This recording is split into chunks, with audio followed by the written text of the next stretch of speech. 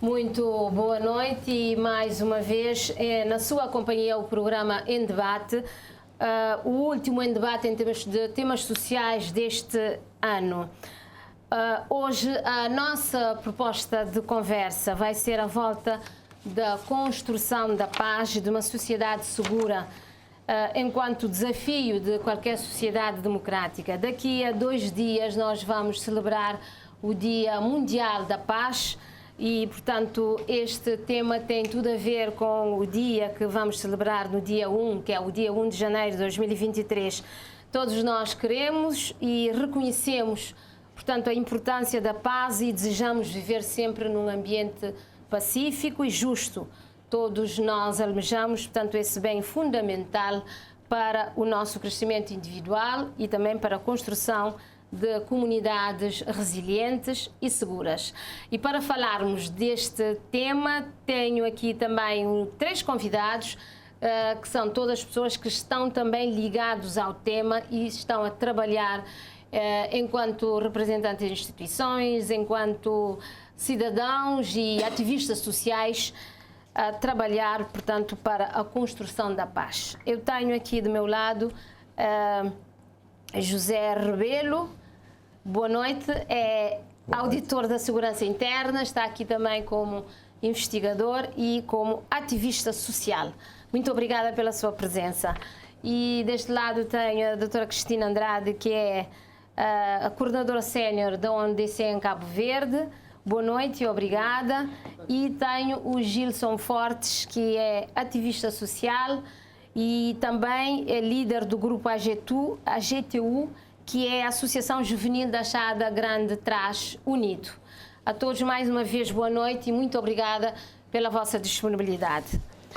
E eu começo com a Cristina Andrade. Doutora Cristina, falar da paz, da construção da paz de uma sociedade segura não é só falar da guerra ou então falar da ausência de conflitos de grupo nos bairros, não é falar, por exemplo, de jovens com comportamentos desviantes. Portanto, a paz é também a presença de justiça, é a presença de igualdade, de liberdade, de respeito dos direitos humanos. Tendo em conta a missão e o trabalho da ONU-DC no campo da segurança e justiça, eu gostaria que falássemos um pouco da agenda da ONU-DC para a construção de sociedades pacíficas, seguras, justas, igualitárias, inclusivas. Qual é e também o horizonte desta vossa estratégia? Boa noite. Antes de mais, permita-me agradecer o convite para estar neste programa e sobre um tema muito importante para Cabo Verde, para a África e para o mundo. De fato, já a Agenda de Desenvolvimento Sustentável diz claramente que não há desenvolvimento sustentável sem a paz e sem a segurança. Isto diz muita coisa. O mais interessante também é que nós notamos que Cabo Verde tem isto claramente definido no seu Plano de Desenvolvimento Sustentável, que é o PEDS. De falar do ONU-DC, o ONU-DC, que é a agência que eu represento aqui, devo dizer que o ONU-DC é a agência das Nações Unidas que procura dar a sua contribuição, e tem que dar a sua contribuição, em termos de prevenção do crime, justiça criminal, também a nível da saúde e a nível da segurança. E essa contribuição do Escritório das Nações Unidas sobre as drogas e crime, essa contribuição está espelhada ou está traduzida em 3 áreas de intervenções estratégicas.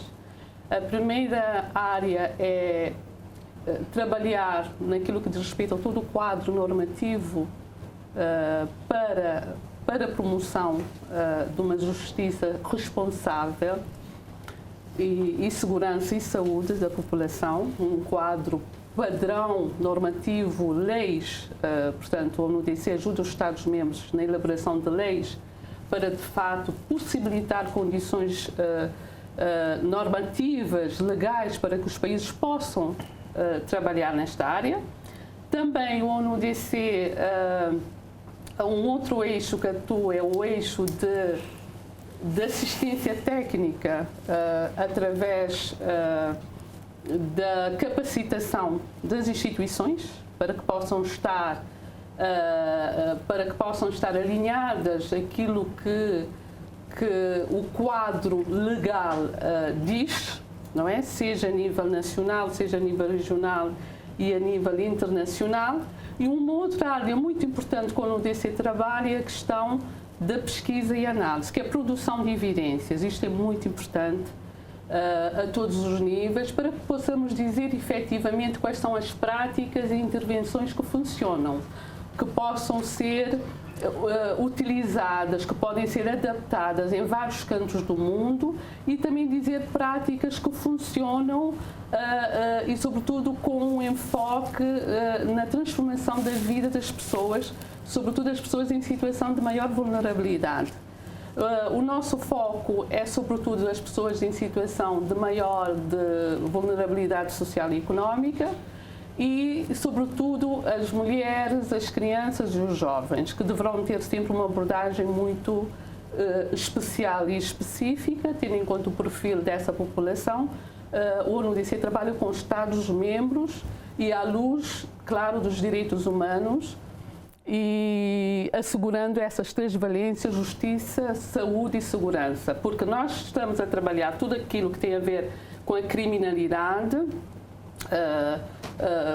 prevenir e combater a criminalidade, também combater a questão dos tráficos ilícitos das drogas das pessoas, e temos também toda a questão do combate à violência, ao terrorismo, portanto, todas as áreas que têm a ver com as três convenções das Nações Unidas, que têm a ver com o crime organizado, com as drogas, com as prisões. Portanto, o ONU-DC, aguardando a Convenção das Regras de Mandela, que Cabo Verde é parte, e também a Convenção contra a criminalidade organizada e a Convenção contra a corrupção. São todos fatores que mexem com a paz social, são fatores, portanto, são perigos que mexem com a paz social. Intervenções específicas para Cabo Verde, a ONU-DC neste momento já tem alguma ação que está a implementar no terreno, no que toca, por exemplo, à construção de comunidades mais resilientes às ameaças que citou aqui? Sim, é uma questão importante, e é preciso também dizer que quando se trabalha para contribuir para uma comunidade resiliente, não se trabalha de uma forma isolada. Cabo Verde vem fazendo um esforço ao longo dos anos para combater drogas e criminalidade conexa. Cabo Verde resolveu aderir às convenções das Nações Unidas sobre essas questões, essas temáticas. A partir do momento que Cabo Verde aderiu, o ONU-DC deve ou comprometeu-se a assistir Cabo Verde a implementar as recomendações dessas convenções. Por que é que eu estou a dizer isso? O que é que isso tem a ver com a comunidade resiliente? Isso significa que o trabalho que Cabo Verde tem feito ao longo dos anos, desde há muitos anos, para criar um quadro normativo de prevenção e combate às drogas, para combater a criminalidade organizada, para prevenir a violência e o terrorismo, acabam por ter uma contribuição também a nível das comunidades, não é? Isto a nível mais abrangente, a nível de reforço das capacidades. Temos instituições da justiça que fazem investigação, que fazem apreensões, que fazem cooperação internacional, que protege Cabo Verde no sentido de não ser um país onde as pessoas vivem cotidianamente com a criminalidade, o tráfico de drogas e toda a violência associada a isso. Contudo, como sabemos que, ao mesmo tempo que tem que haver toda essa abordagem abrangente, temos também, a pedido do país, iniciamos projetos mais voltados para comunidades com mais problemas, nomeadamente, recentemente começamos a trabalhar o reforço da resiliência e da segurança humana em algumas comunidades, que é da Chaga Santo Antônio, a zona do Brasil, Foi um trabalho que começou no mês de outubro, também começamos em Boa Vista e também na Ilha do Sal.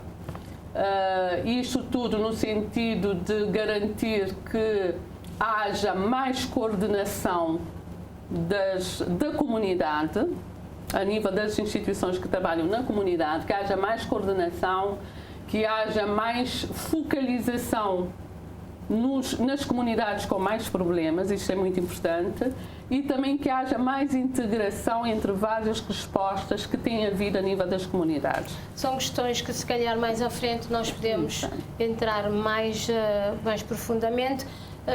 Rebelo, falando, portanto, dessa dinâmica, tudo o que a doutora Cristina já disse, dentro da construção da paz, daquilo que nós alvejamos, como é que tu, enquanto investigador e também auditor da segurança interna, como é que tens visto a dinâmica das ameaças que têm ameaçado um pouco a paz social aqui, particularmente nas comunidades da capital e não só?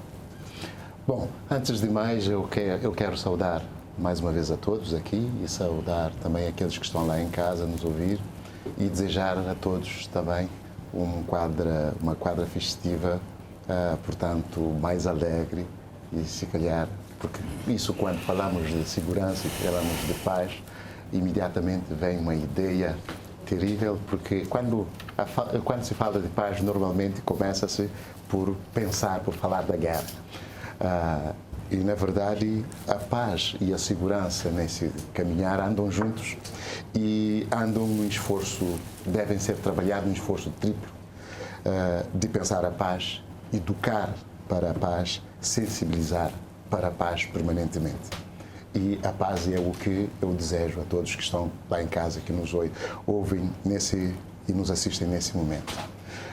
Ao olhar para a nossa realidade, o nosso cenário, nós não podemos dizer que nós vivemos num clima de guerra, mas estamos longe, com certeza, de atingir aquela paz positiva e mesmo pelos resultados que a criminalidade nos tem trazido, nós não podemos dizer que nós vivemos nessa paz positiva que nós desejamos para gerar, portanto, a salvaguarda dos direitos humanos das pessoas que estão no centro do pensamento da segurança transformacional, que está também alinhado com os objetivos que nutre basicamente o pensamento do desenvolvimento que hoje se pretende de forma sustentável e eficaz.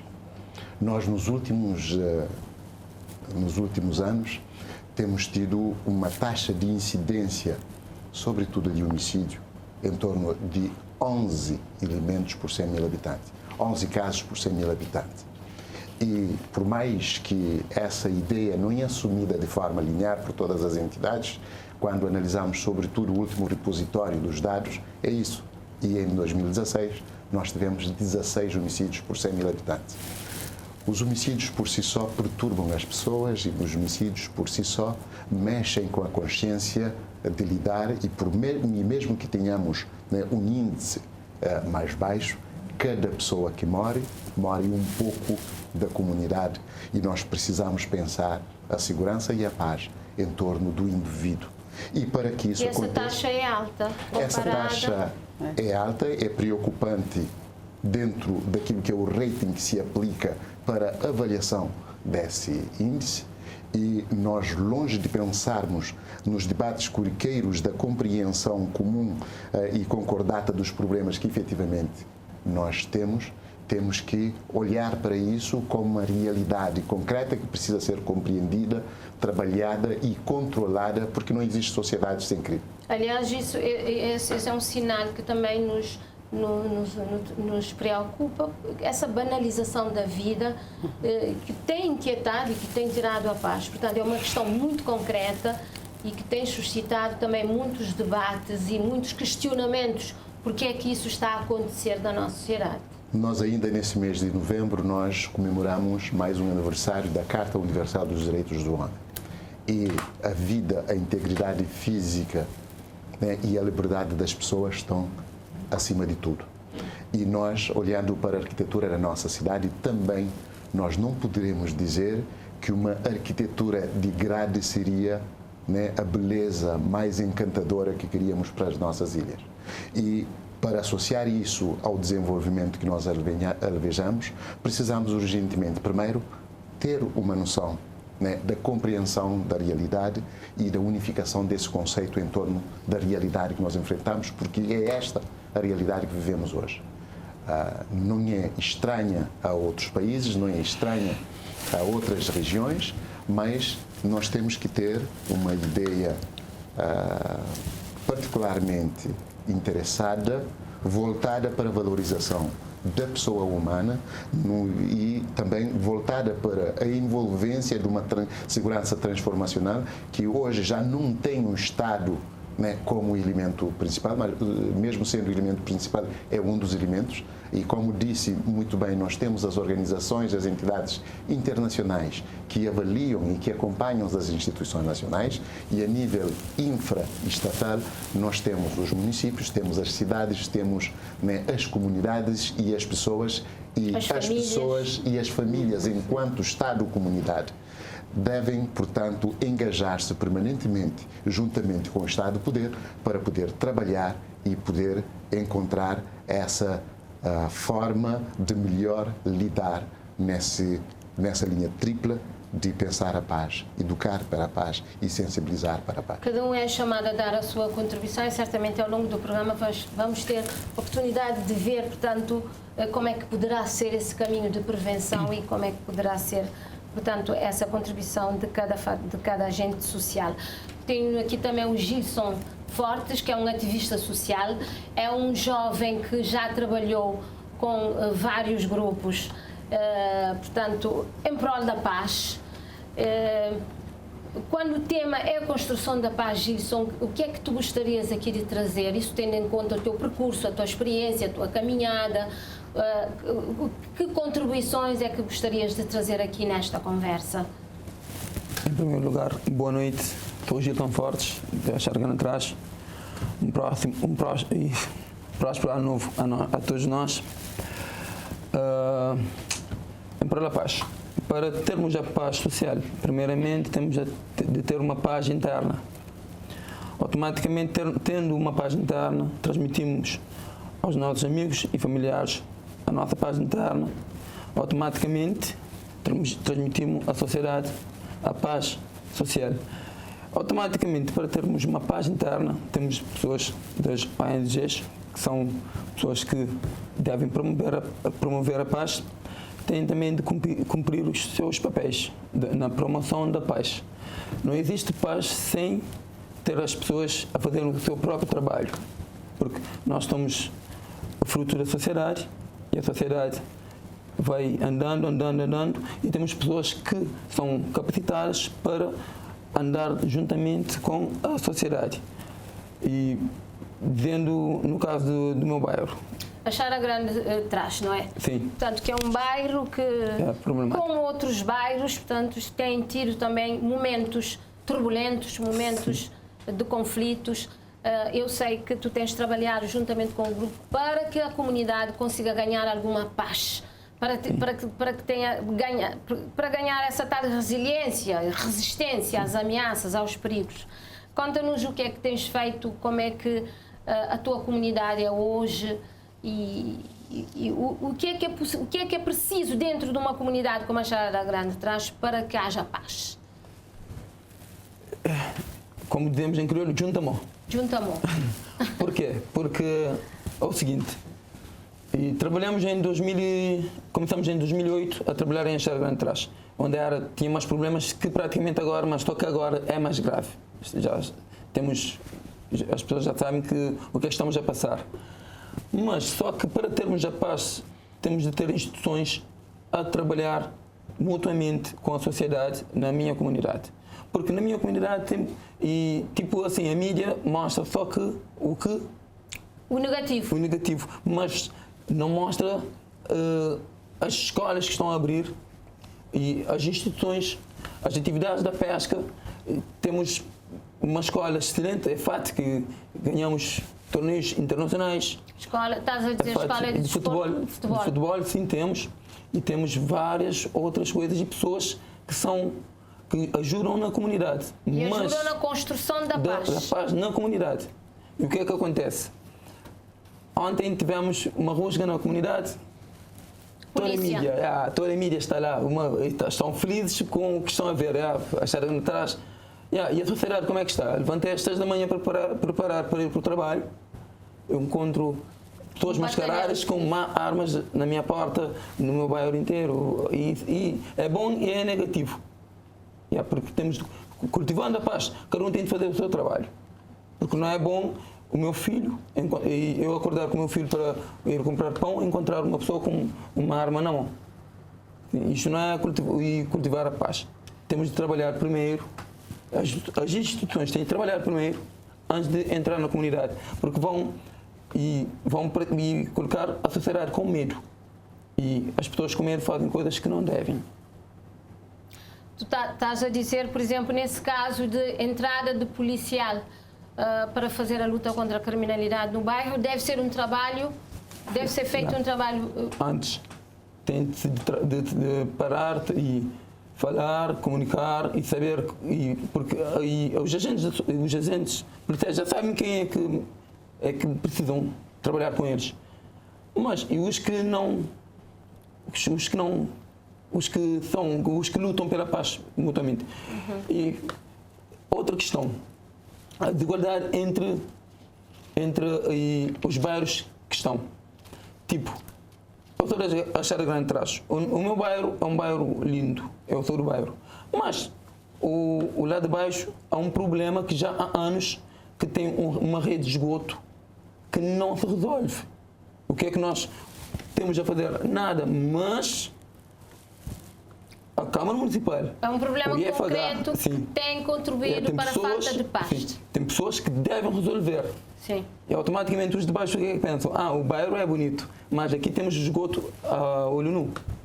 Olho nu. Isto não é... São situações que contribuem para a exclusão. Exclusão. E também, outra exclusão. No meu bairro, temos... não há saneamento durante uma semana no meu bairro. Mas os bairros circundantes têm saneamento. Tem água todo dia, durante uma semana, e nós temos de pedir água nos outros. Isto não traz consequências negativas. Tu, enquanto jovens, tens feito alguma coisa de bom para o teu bairro?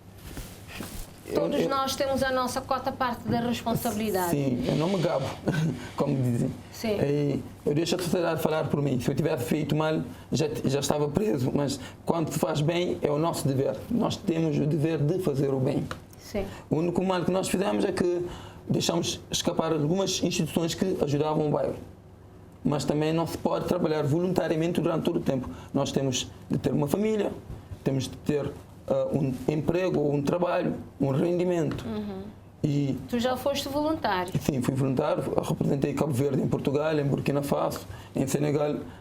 Mas ser voluntário tem de ter um rendimento, temos de ter um trabalho e não é só um reconhecimento. O facto de teres trabalhado como voluntário, isso contribuiu algo positivo para a tua vida?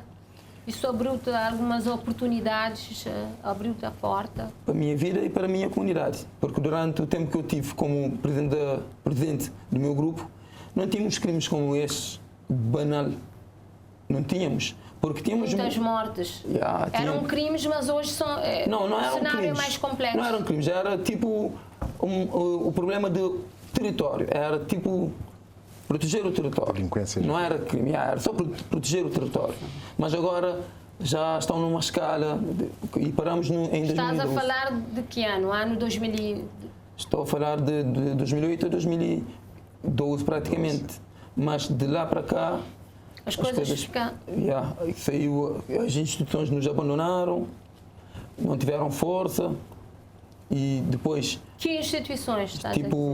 Tipo a CRIDS, tipo a ONU, que ajudava a CRIDS a nos ajudar, tipo o Ministério da Juventude, e nos deram as costas e nós nem tivemos um rendimento para aguentar o nosso hotel que tínhamos lá, porque trabalhavam... Acha que os bairros precisam de ter mais presença do Estado ou das instituições nos bairros, nas comunidades? Na verdade, para ser radical, o bairro precisa de emprego e de ocupação. Na verdade, é isto que o bairro precisa. Mas, como não há emprego e também não há ocupação, as coisas vão piorar. E se o bairro tiver emprego e ocupação, como agora, no meu tempo não tinha. No meu tempo, em 2006 e 2007, não tinha ocupação. A ocupação que tinha era sentar no beco e com os rapazes a falar e tal, depois à noite defender o território.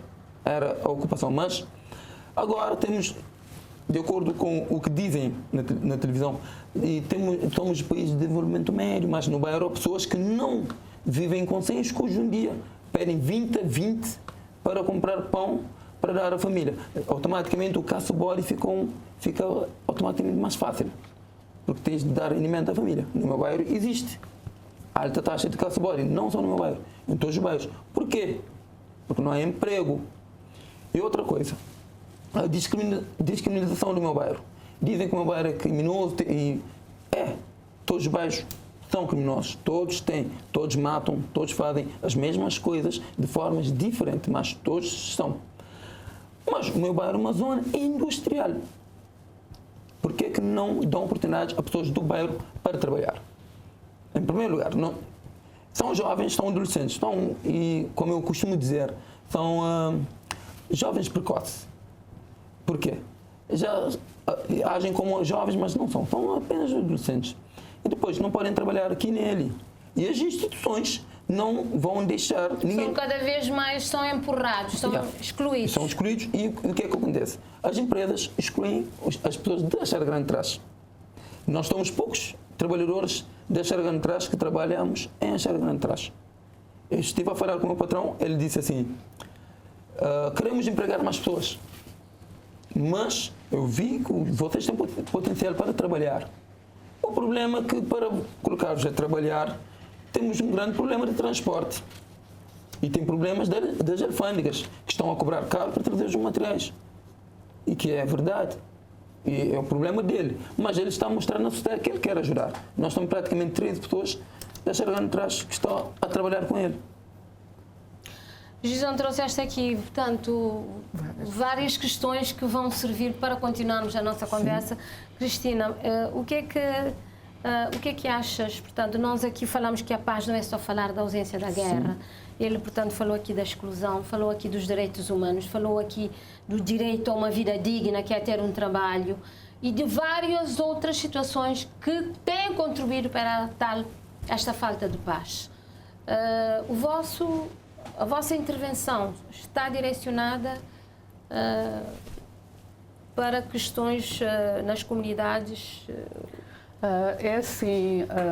Ele falou, portanto, da ausência também, da presença do Estado e eu das acho que o Gilson trouxe várias questões muito relevantes e reais, que não são questões novas para as várias instituições, incluindo para as organizações internacionais que trabalham com Cabo Verde. Trouxe questões relevantes que nós temos que sempre considerar e reposicionarmos enquanto parceiros do país e naquilo que tem a ver com as nossas sugestões que devemos dar e aquilo que tem a ver com investimentos.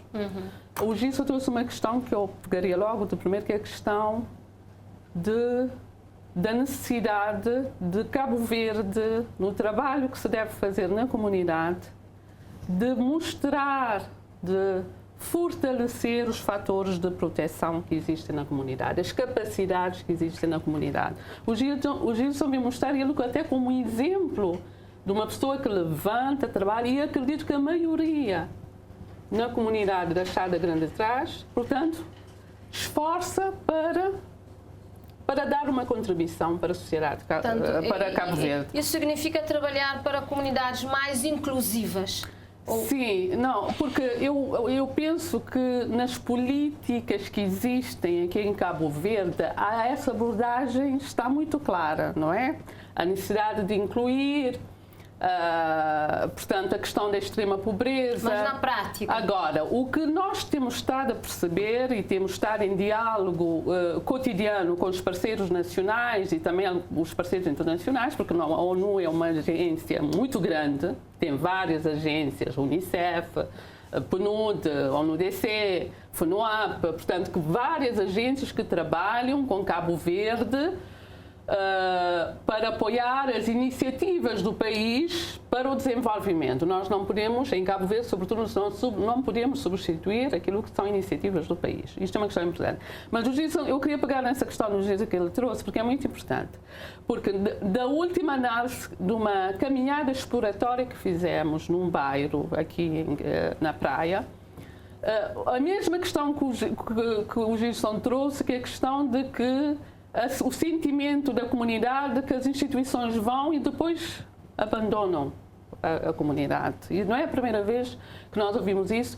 E isto é uma questão importante para nós pensarmos o seguinte, dentro daquilo que é a nossa sugestão e que temos visto em outras partes do mundo. Vi que em muitas comunidades aqui em Cabo Verde temos capacidades locais. Capacidades dentro da Chada Grande, dentro do Brasil, lá na Ribeira Vinha. Portanto, temos capacidades instaladas que podem mudar essa comunidade, transformar essa comunidade. Isto está claro. O mais interessante também que vi recentemente, apesar dessa situação de gravidade muito grande, de uma violência extrema, que é matar pessoas, Sim. não é? Sim. Temos organizações da sociedade civil, instituições, igrejas, todas que querem trabalhar para mudar e têm estado a fazer um trabalho.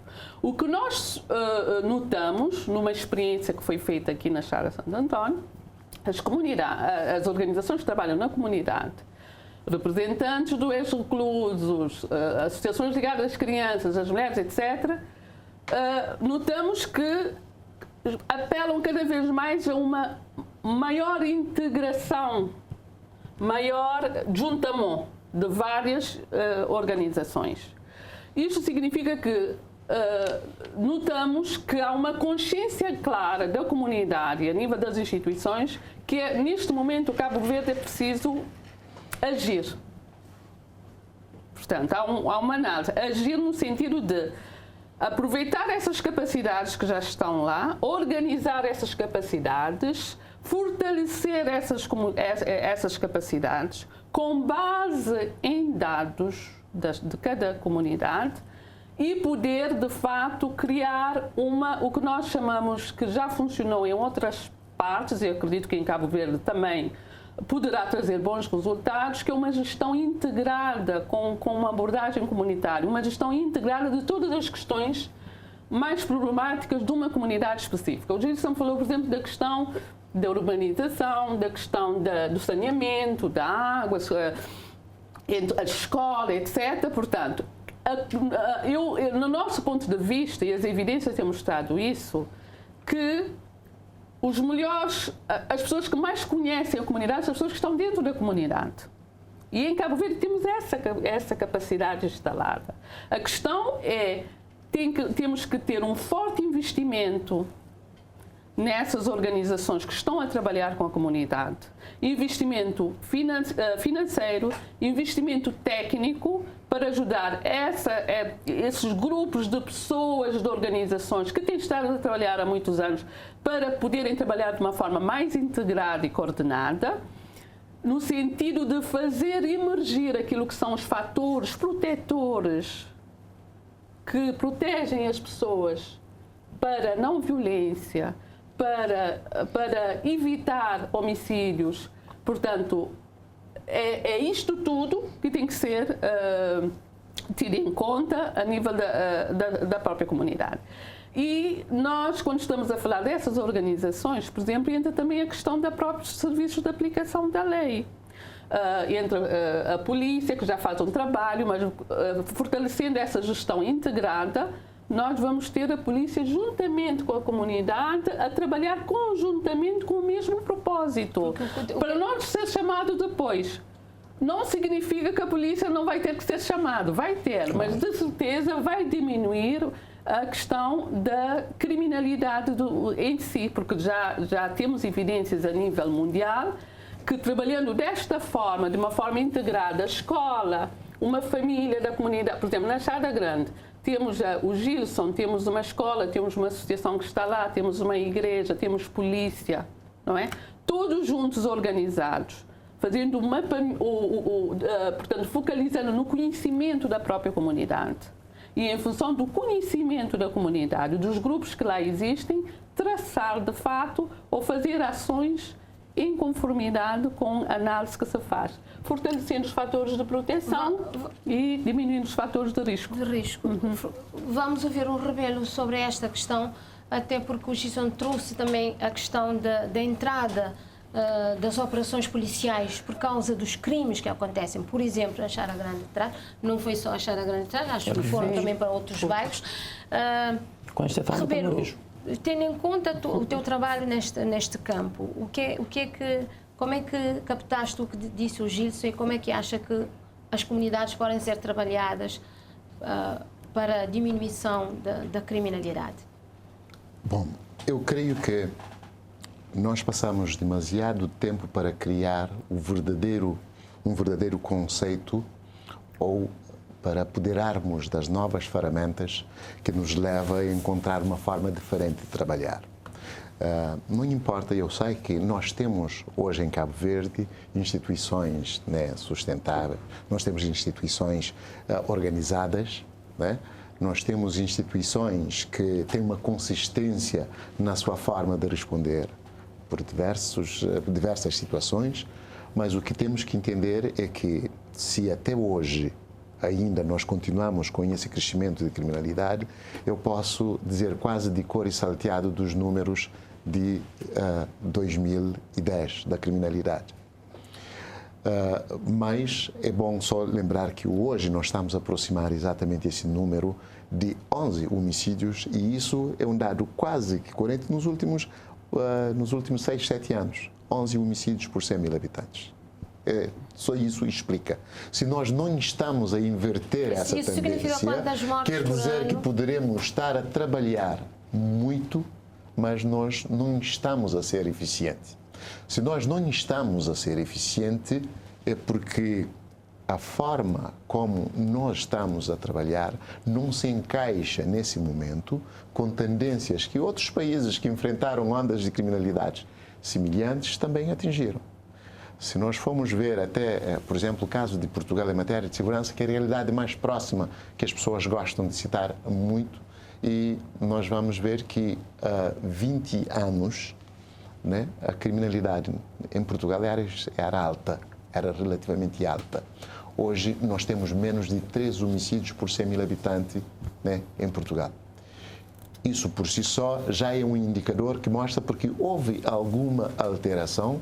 Vamos a ver, se calhar desde 2003, o policiamento de proximidade já é realizado com diversos programas construtivos que se materializam de forma diferente e nós não chegamos lá.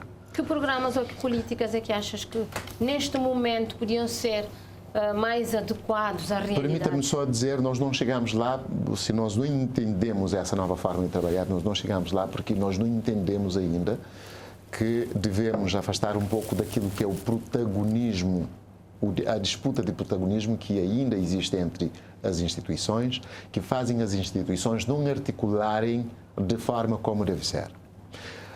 Ao fazer essas instituições não articularem de forma adequada, também não deixa essa instituição, dentro do conceito da segurança transformacional, ajudar os atores não estatais a participar de forma adequada, ou seja, a comunidade organizada.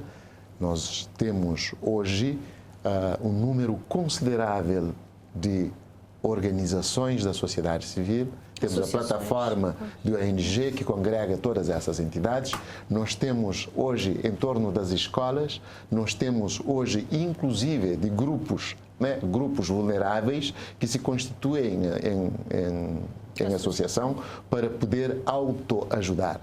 Isso quer dizer claramente que os sujeitos também têm alguma coisa a dizer, são problemas e fazem parte também da solução.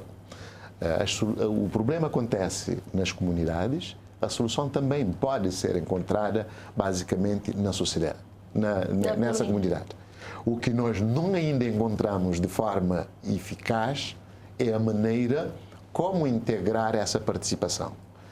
Tudo bem, alguém vai me dizer, não, nós temos alguns programas e vamos ver até onde esses programas chegam efetivamente, né, dentro as comunidades, dentro daquela linha do conceito moderno da segurança. O conceito moderno da segurança hoje é a ausência do medo, a ausência de privação, a capacitação do indivíduo para saber agir, ajudar o outro a agir, exigir do Estado a necessária proteção. E nós precisamos definitivamente entender que sem o engajamento da sociedade civil, que sem a compreensão comum e acordado dos problemas que nós temos, e inclusive algumas vezes mostrando uma certa desatenção na forma como nós utilizamos a estatística, nós não vamos chegar lá. Porque a estatística não é uma ferramenta para eu aparecer mais bonito em relação ao outro. E a estatística é uma ferramenta para levarmos a compreender o assunto de fundo, analisar a nossa realidade e poder trabalharmos, né, juntos para fazer isso.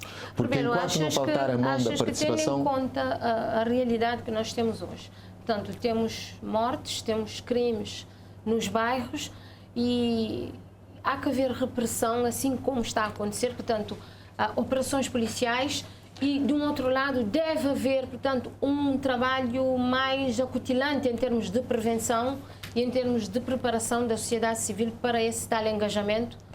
Eu creio que fruto dessa não compreensão da nossa realidade, ou não querer aceitar a realidade como é, nós chegamos a uma complexificação, né, que hoje já traz-nos o desafio de utilizar várias estratégias articuladas ao mesmo tempo. Em 2008 a realidade era muito diferente, né? E nós, de 2012 a 2016, nós encarceramos jovens delinquentes que hoje tornaram-se jovens matadores, que podem ser pagos valores residuais para comprometer a vida, a integridade física das pessoas num final de semana qualquer. Ver os números de prisão, né? Em 2018, nós tínhamos 1.500 reclusos.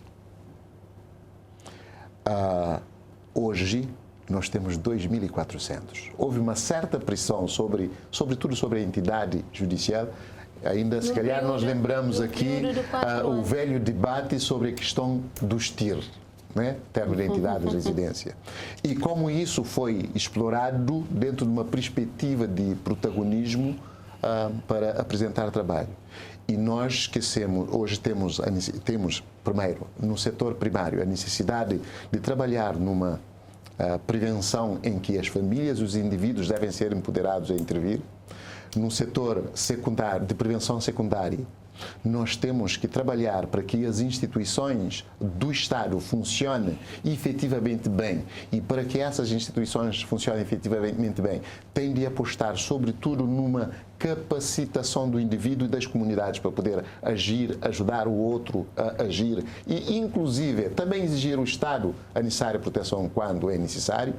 Nós temos um problema que temos que resolver imediatamente no setor da prevenção terciária, né? Se nós formos ver a taxa de reincidência criminal a partir do relatório da magistratura judicial, isso vai nos dizer que é 33%, que já é uma taxa relativamente alta de reincidência.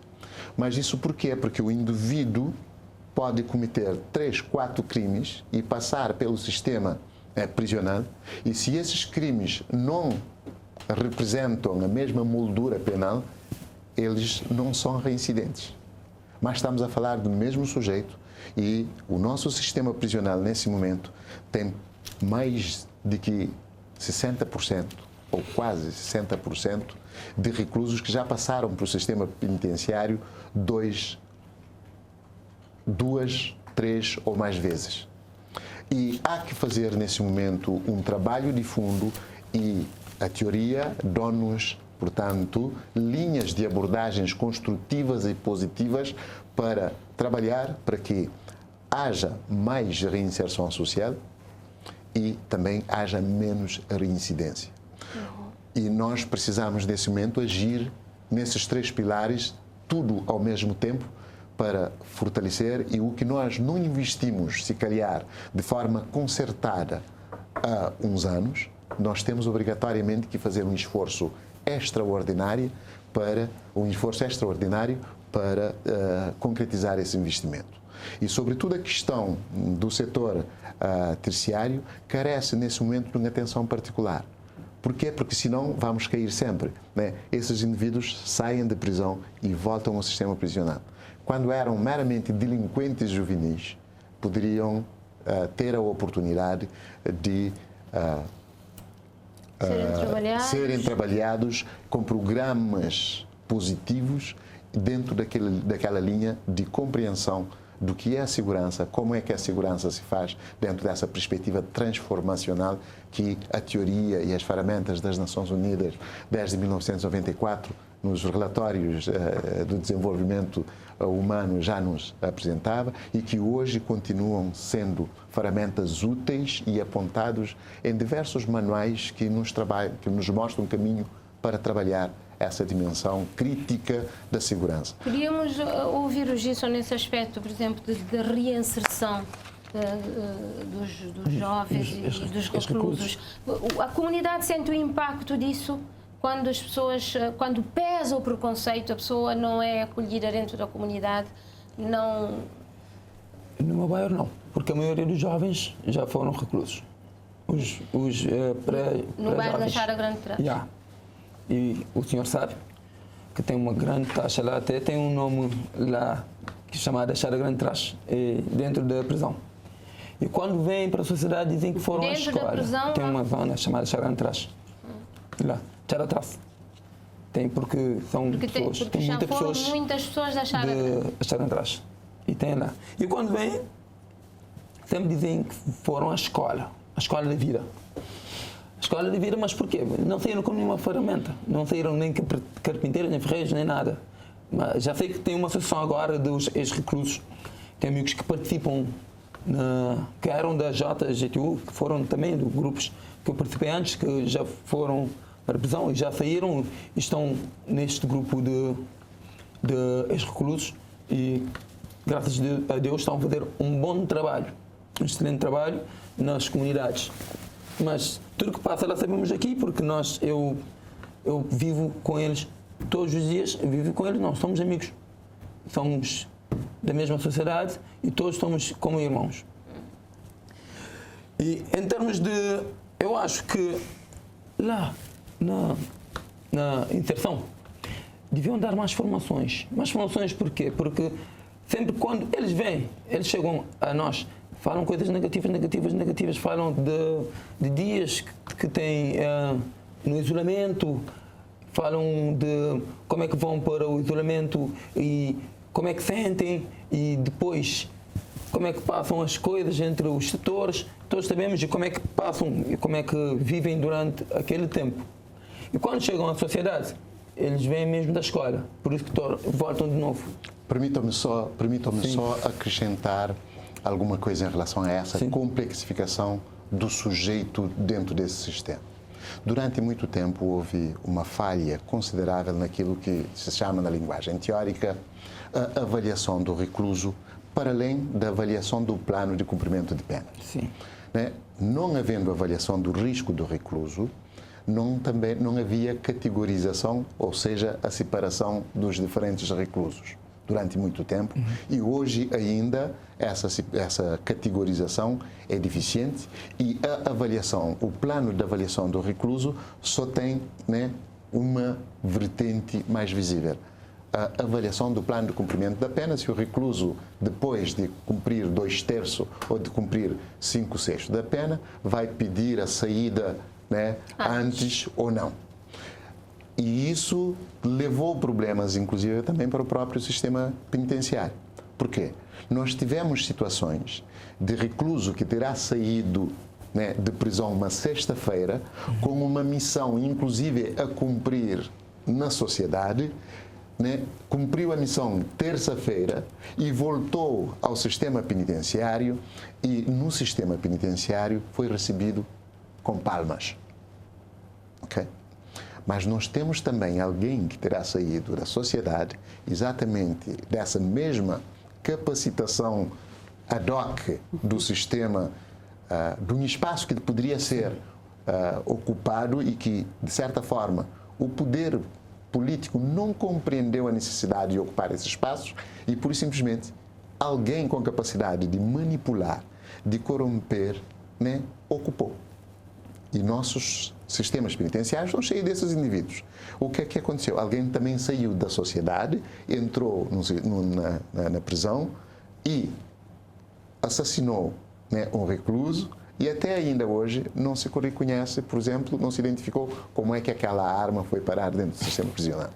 Então, quer dizer que nós tivemos falhas e a não ocupação do lugar, assim como a não ocupação do território, leva o outro a ocupar, isso é lei da física, em qualquer circunstância. Quando nós não ocupamos o lugar que devemos ocupar, aquele lugar é ocupado por terceiros.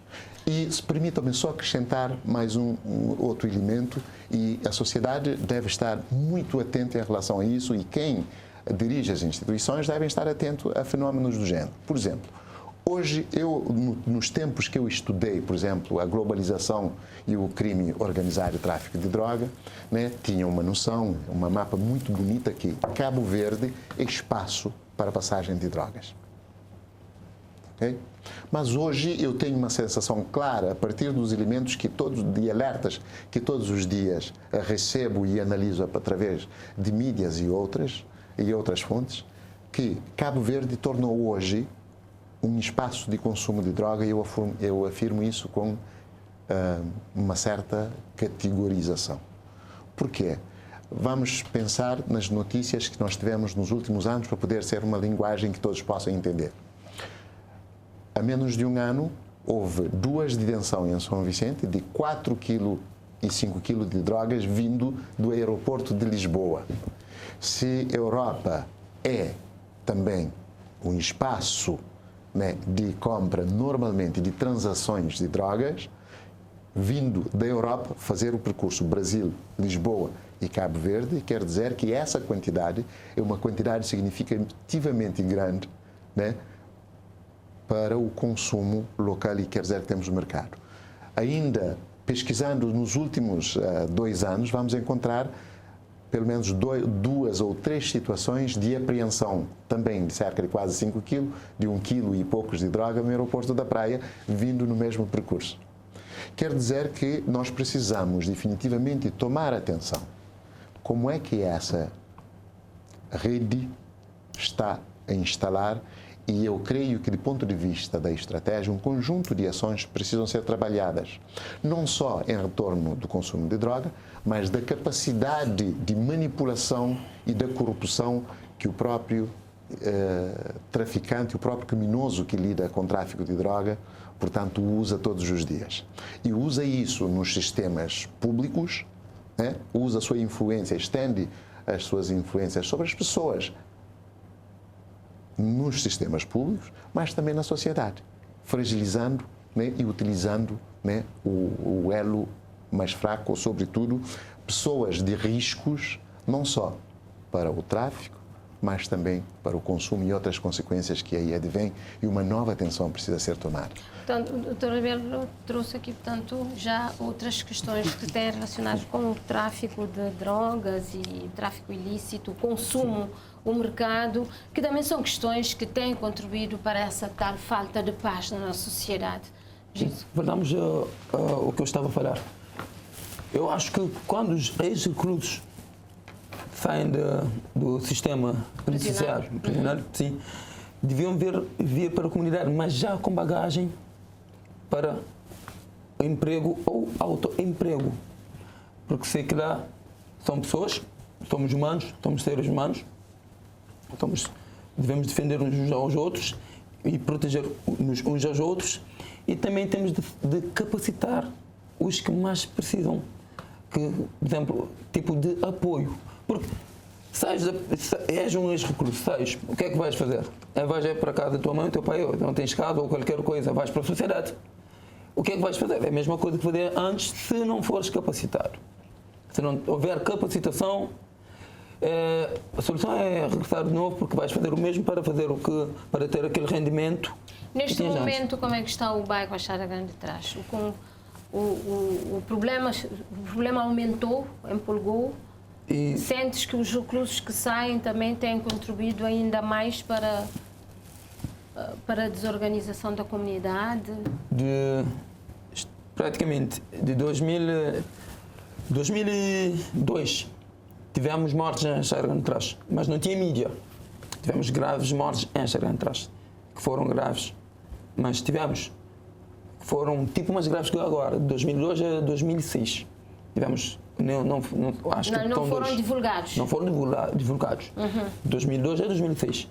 Mas de 2008 houve um trabalho social. Achara Grande Trás veio a mídia de Achara Grande Trás, porque veio instituições internacionais e nacionais trabalharam em Achara Grande Trás. Tipo, veio a CRIJ, a ONU, veio o professor Rafael dos Estados Unidos, veio o Agastagos de Portugal, a dona Teresa Maia também de Portugal, veio também o senhor Gibril da Suíça, vieram várias pessoas para Achara Grande Trás.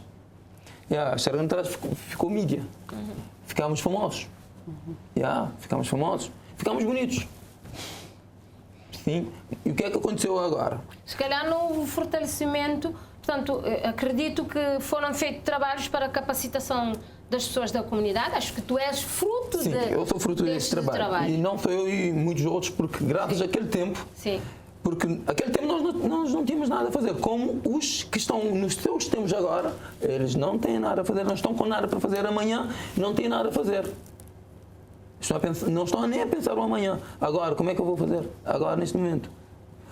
E com a chegada das instituições, ficamos organizados durante 4 anos praticamente. 4 anos, 8 a 12.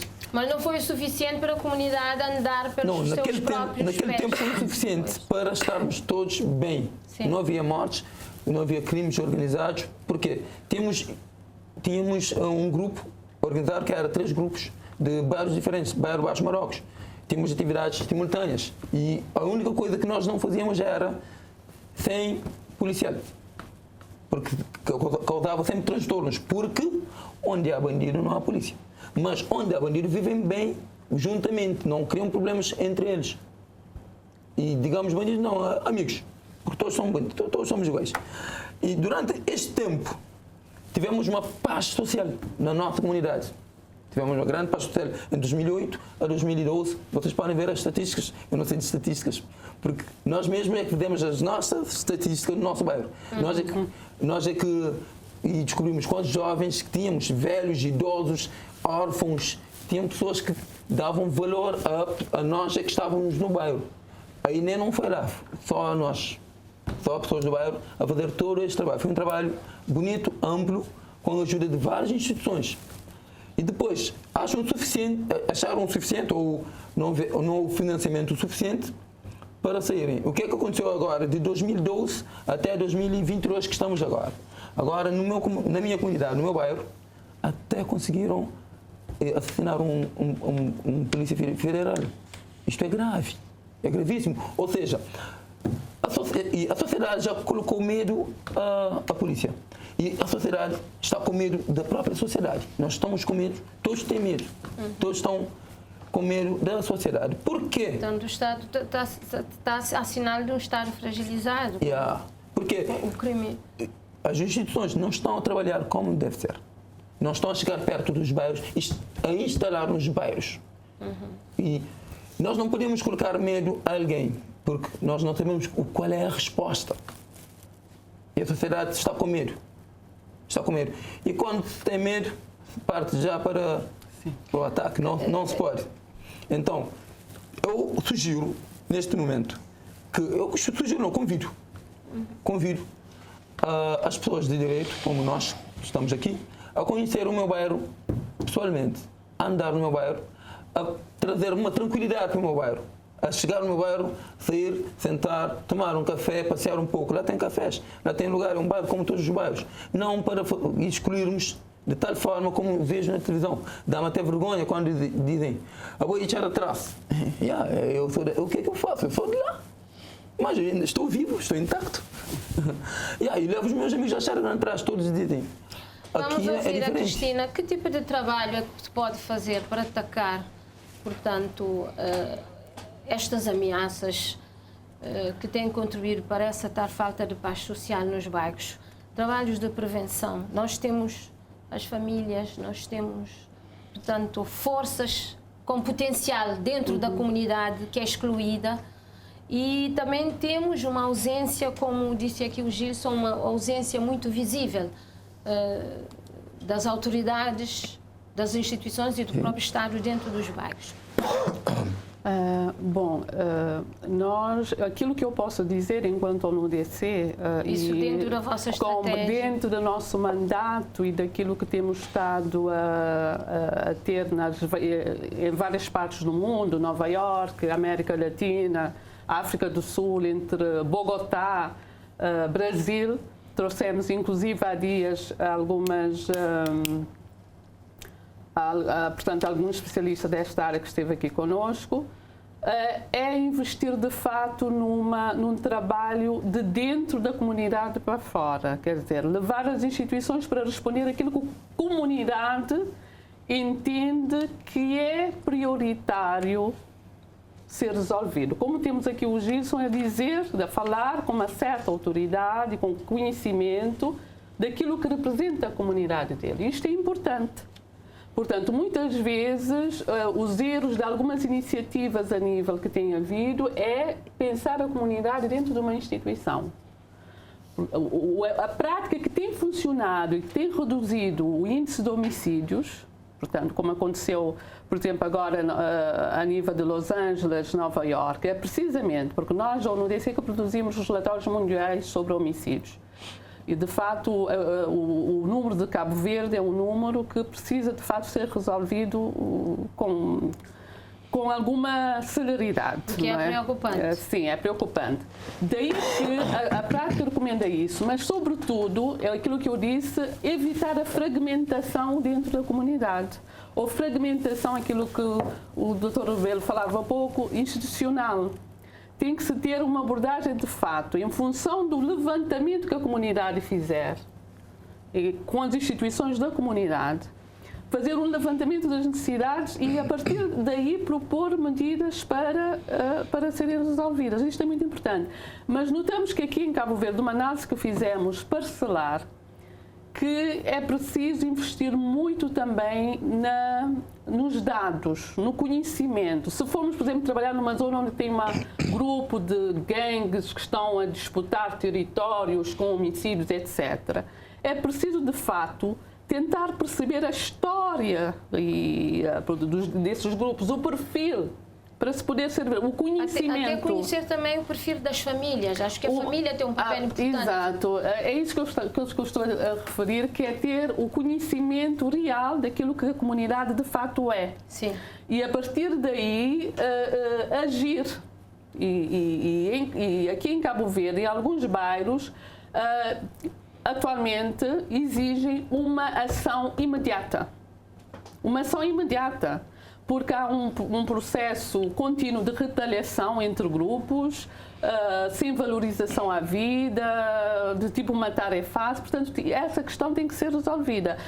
Existem capacidades, eu dizia há pouco, instaladas, existem instituições que querem trabalhar, que estão prontas, que precisam ser organizadas. Até porque o problema está centrado mais na cidade da Praia. Por exemplo, há uma questão... E é uma cidade que não é assim tão grande. Há uma questão importante, que é a questão da cultura de cidadã. A cultura comunitária, que não é falar apenas da cultura de artes, mas também em termos de educação, da convivência, da cidadania, a cultura da educação para a justiça. Não é? Portanto, são questões importantes que requerem alguma cientificidade e, portanto, havendo recursos, havendo investimentos, portanto, essas ações poderão ser implementadas. Nós aqui também podíamos falar um pouco do papel da família e também dos pais na construção da paz. Aliás, há pouco tempo o INE nos deu conta de que mais de metade dos menores cabo-verdianos, portanto, com o pai biológico, portanto, vivo, não residem com o progenitor. Neste Natal, portanto, na sua mensagem, eu posso pedir ao realizador que eu coloque, só para pegarmos um bocadinho no papel da família. O cardeal deixou uma mensagem também muito específica, ligando a família e esta falta de paz, a responsabilidade da família. Não sei se podemos ouvir pelo menos um extrato de 3 minutos com o cardeal, antes da fim. Caríssimos irmãos, nesse tempo de hoje, sobretudo concretamente na nossa sociedade, ali na Cabo Verde,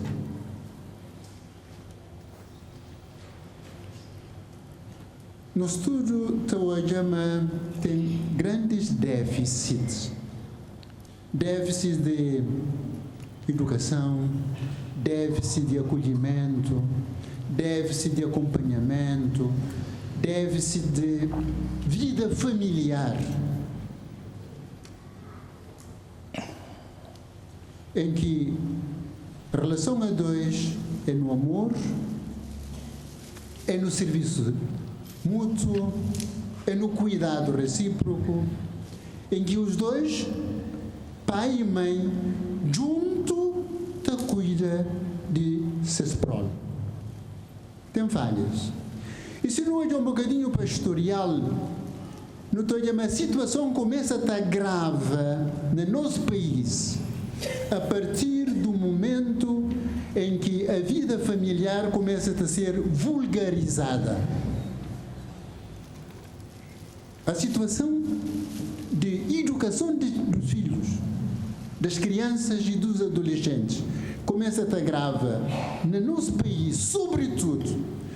Caso ou outro sempre houve, mas antigamente até os vizinhos te educavam crianças de vizinhança. Mas a partir do momento em que a relação familiar e a relação da vizinhança começa a deteriorar, a educação começa a te degradar. Em que, então, respeito, sentido do equilíbrio na família começa a ter falta, a estende na vizinhança até piora e a sociedade está a se manifestar.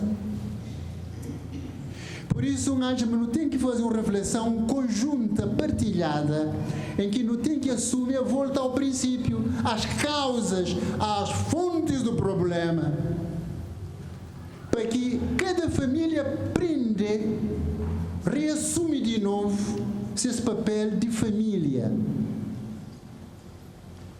para que crie aquele ambiente humano propício para uma educação equilibrada das novas gerações, para que as pessoas comecem a te relacionar como humanos. Não te vive na paz se nunca te respeita o companheiro.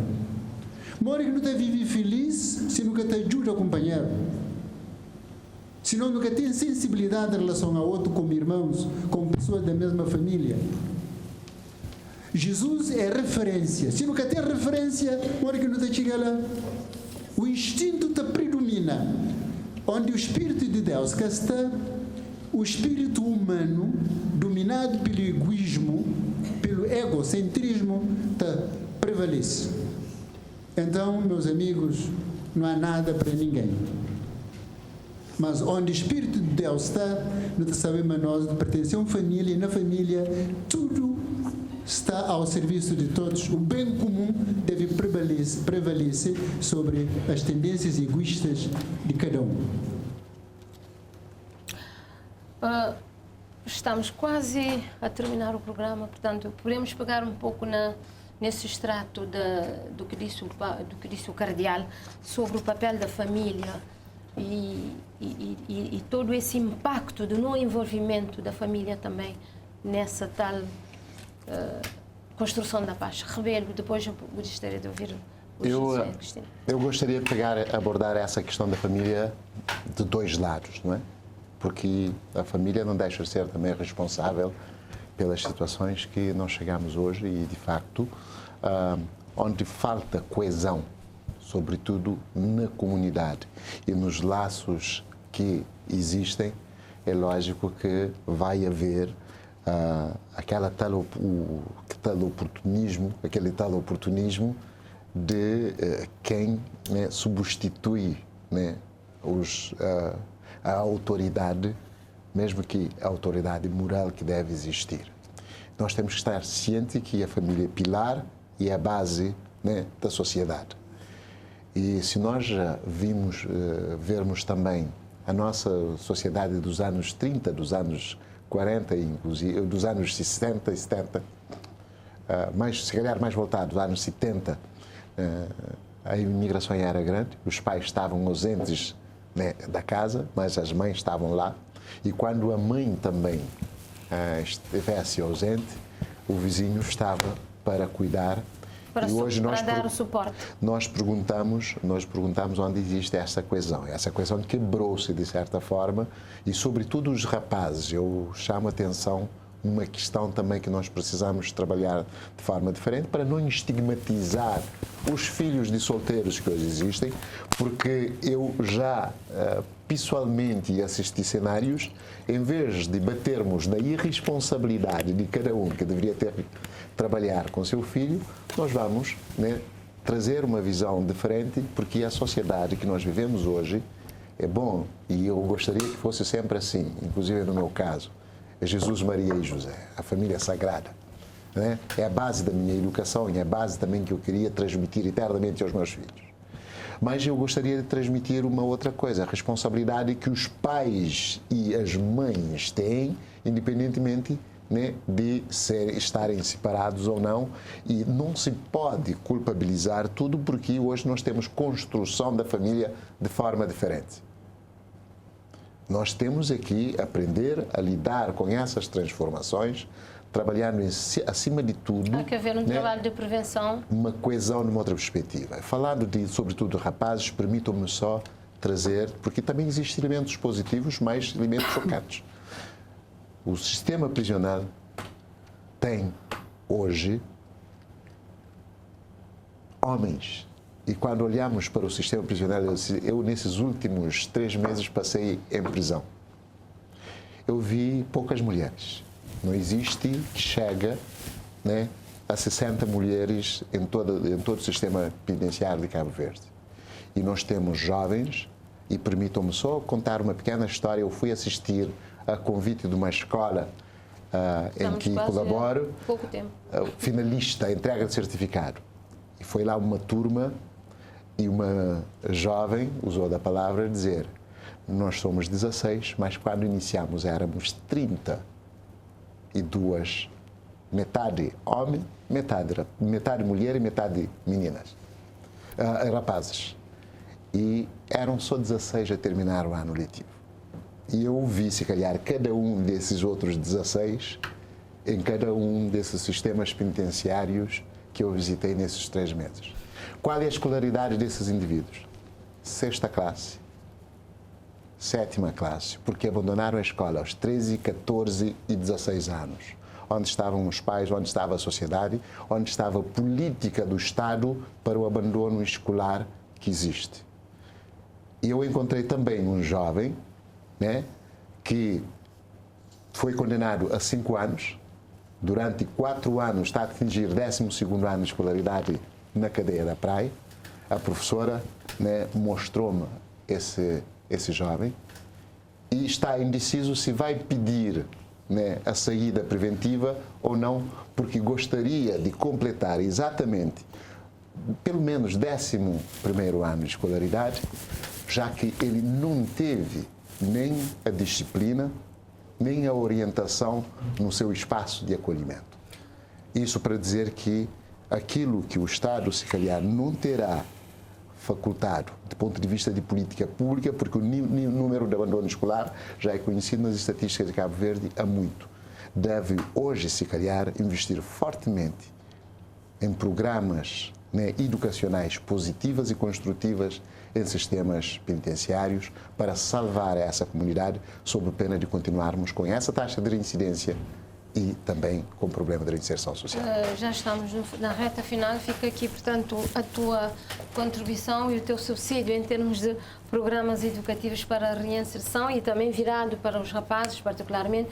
Gilson, falando rapidamente sobre as famílias, o que é que achas que poderá ser trabalhado dentro da tua comunidade com as famílias? Achas que a desestruturação familiar também espelha e tem tido impacto no que vocês vivem neste momento? Alguma desorganização e alguma falta de paz? Sim, porque o problema é temos um grande êxodo rural. Aqui na capital toda a gente sabe. Todos estão indo do interior para vir para a praia. Chegam na praia, vêm com ideias diferentes, temos a mesma cultura, mas vêm com culturas diferentes. E aqui na capital o papel da família é super importante. Por quê? Porque a família ajuda-nos mutuamente, exatamente. E também o impacto negativo. Temos o ordenamento do território desorganizado. Vem um tio, o pai faz uma casa, vem o filho, faz ao lado. Vem aglomerar-se uma zona, tipo, chamamos, como digo sempre, temos ladeira São Pajuro, temos casa lá, temos fundo Cobão, mas não temos ladeira Baril. Porque aqui nós estamos privados de fazer. Ou seja, as famílias que vêm de fora têm coragem de fazer, mas nós aqui da capital, nós para ter um terreno é muita burocracia. Eu até ainda não tenho, porque não consigo. Mas falando... Portanto, é essa tal proteção também da família que deve haver. Sim. E uma vida digna para a pessoa e para as famílias. Claro, e é importante. E também para a família. Eu só vim saber o que é a família quando eu perdi a minha mãe e o meu pai. Porque eu não sabia o que era a família, era papai e mamãe. Depois que eu tive um filho, depois perdi a minha mãe e o meu pai, tive a responsabilidade de ver os meus filhos. Exemplo, eu já tinha falado com a senhora antes sobre algumas coisas. Exemplo, eu sou pai de família, embora tenha filho com mulheres diferentes, mas tenho de me ver bem e mostrar-lhes o espelho e o exemplo. É isto que está a faltar na sociedade. Tenho que estar atento à minha postura porque tenho um filho. Estou aqui com os meus amigos, o meu filho já veio, tenho de mudar a minha postura para que ele veja o exemplo. E também quando ele está com os amigos também é uma postura diferente para que, mas antes já nós não sabíamos na minha comunidade, através de alguns trabalhos que eles tinham feito, já saímos da casca, entramos numa casca diferente para saber o que era a família. Perceber o valor da família. Para saber. Cristina, o que é que poderias deixar em termos de subsídio e tendo em conta o que o cardeal disse, já que já estamos no fim Eu vou só mesmo ser muito lacónica, dizer que, de facto, o cardeal trouxe uma questão fundamental, porque a família é a célula básica da sociedade. Mas também a escola, as confissões religiosas, as organizações comunitárias. A família, é na família que a pessoa cresce, desabrocha, é gerada e forma a sua pessoa, não é? Não quer dizer que a família é responsável por todos os problemas, mas está comprovado que os jovens com problemas têm famílias desestruturadas. Então, as nossas diretivas do ONU-DC sobre a prevenção do crime, é preciso trabalhar o fortalecimento das famílias. Por quê? Porque é na família que nós aprendemos a relacionar conosco mesmo, não é? E a pessoa que comete violência é uma pessoa que não sabe relacionar com ela mesma nem com as outras pessoas, porque relaciona de uma forma extrema, não é? No sentido de prejudicar o outro e prejudicar a sua própria pessoa. Daí que é muito importante aquilo que o cardeal disse, porque vem-nos trazer, de fato, um aspecto importante que está intimamente ligado à família, que tem a ver com o relacionamento. Como relacionar conosco mesmos, que projeto de vida nós temos, como é que podemos relacionar com o outro sem prejudicar o outro e sem prejudicar a nós mesmos.